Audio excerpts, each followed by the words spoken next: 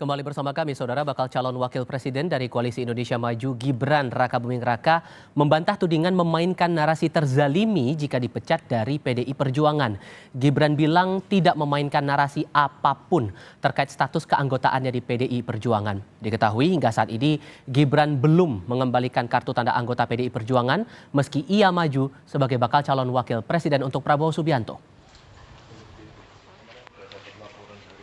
Menunggu dipecat agar memainkan narasi terzalimi, itu ada komentar Mas? Kita enggak membuat narasi-narasi seperti itu. Oke, makasih nggak? Itu ada. Sebelumnya, Ketua DPP PDI Perjuangan Komarudin Watubun menduga Gibran memilih untuk dipecat PDI Perjuangan supaya bisa memainkan narasi dizalimi. Menurutnya, jika sudah mengambil sikap melawan arahan Ketua Umum PDI Perjuangan Megawati Soekarno Putri, Gibran seharusnya berani mengembalikan kartu tanda anggotanya.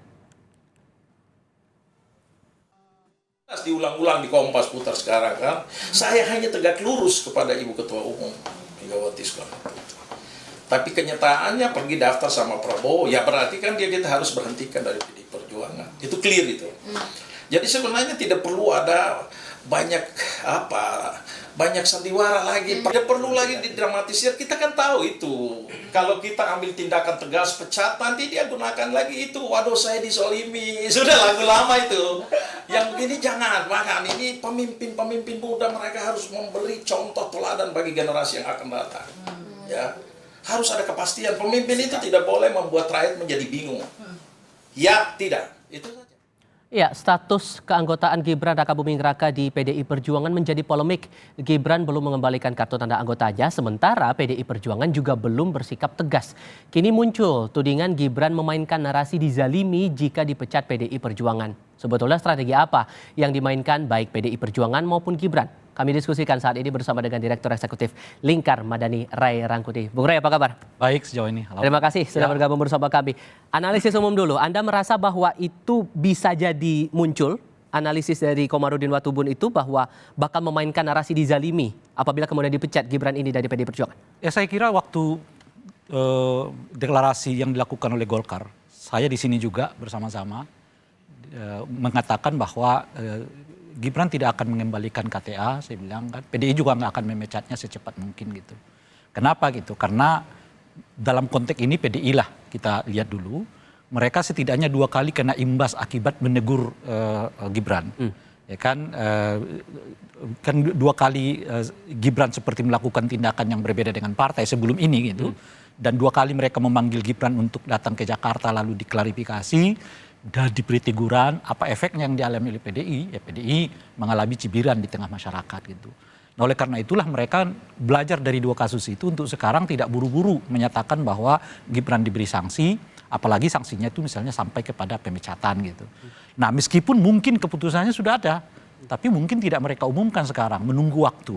Jadi bisa dalam akhir November ini, atau bisa nanti setelah ditetapkan sebagai calon presiden wakil presiden tetap dan seterusnya. Itu yang paling inti adalah nampaknya PDI tidak belajar dari 2 peristiwa sebelumnya untuk tidak secara frontal seperti melawan Gibran sehingga memiliki efek yang cukup negatif kepada PDI Perjuangan. Nunggu cooling down dulu, nunggu suasana tenang dulu, ya, atau ya, ini masalah waktu atau gimana sih? Saya kira masalah waktu.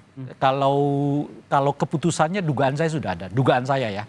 Bahwa yang bersangkutan mungkin diberi sanksi yang bahkan pada sanksi yang berat, yaitu dicabut KTA-nya kan gitu.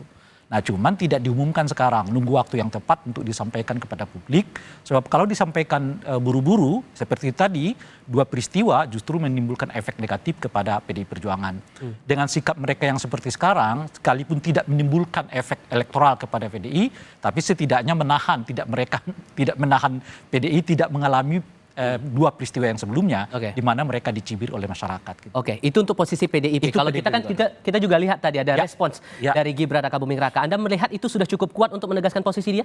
Iya, saya kira juga Gibran dalam posisi seperti itu kan, dalam posisi masih ingin menangguk elektoral dari kemungkinan kalau ia dipecat, diberhentikan ataupun tidak gitu ya. Nah, sebetulnya kalau saya sendiri dari awal mengatakan Gibrannya lah yang maju ke depan. Sebenarnya mau apa gitu.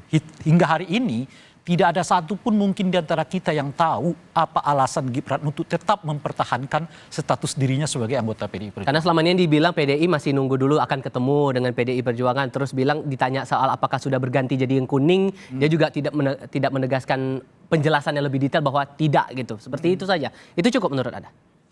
Iya, saya tidak tahu, makanya dia ditanya, ini Gibrannya ini sebenarnya posisinya mau apa? Kalau mau tetap di PDI, nyatakanlah saya mau tetap di PDI kan. Nah tinggal ya PDI kalau mau bersikap menerima dia atau tidak kan terserah PDI kan. Tapi kalau mengatakan tidak ingin lagi bersama PDI ya sudah keluar kembalikan KTA. Dan kita nggak tahu pada faktanya sekarang Gibran masih tetap menyimpan KTA-nya sebagai anggota PDI Perjuangan. Dan tidak menyebutkannya kepada siapapun. Itu yang saya sebut tadi kan.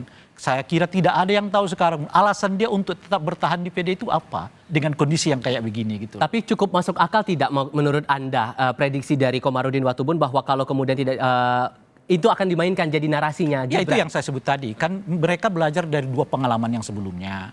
Gibran pernah dipanggil 2 kali karena dianggap melenceng dari putusan partai. Bagian dari strategi tidak itu menurut Anda? Bukan strategi bagi PDI.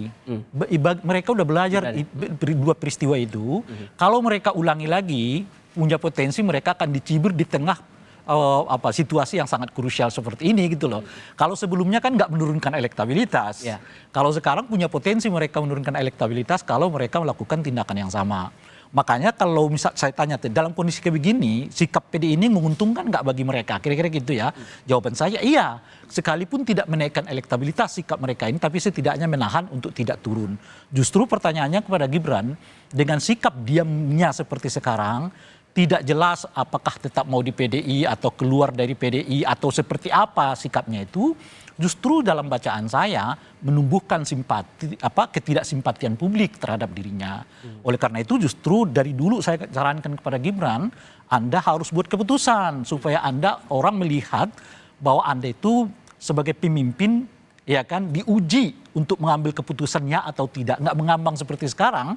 Sebab begitu mengambang sekarang, saya tidak melihat ada untungnya bagi Gibran dengan situasi yang seperti sekarang ini gitu.